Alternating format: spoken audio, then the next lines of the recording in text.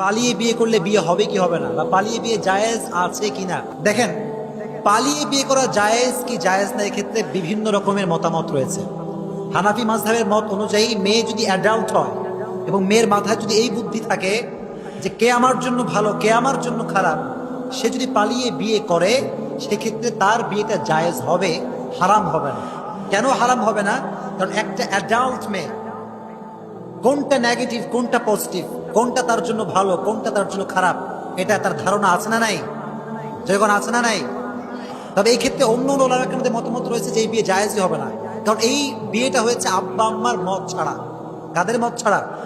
আব্বা আম্মার মত ছাড়া। এখানে ইখতিলাফের মূল ভিত্তিটা হচ্ছে আব্বা আম্মার মত নেওয়া এবং না নেওয়া। ইমাম আবু হানিফা রাহমাতুল্লাহ আলাইহি বলেছেন আব্বা আম্মার মত যদিও এখানে নাই, তবে মেয়েটা হচ্ছে অ্যাডাল্ট, বালেগা, ভালো মন্দ বোঝার তার ক্ষমতা আছে, এজন্য সে বিয়ে করলে বিয়েটা হবে। তবে এটা উত্তম কোনো পদ্ধতি আসলে নয়।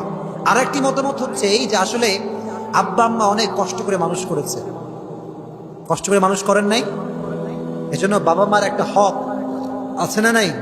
জোরে কোন আছে না নাই? এজন্য আব্বা আম্মার হক নষ্ট করা যাবে না। অনেক ওলামা একরাম বলেছেন যে আব্বা আম্মার মত ছাড়া বিয়ে করলে তার বিবাহ হতে পারে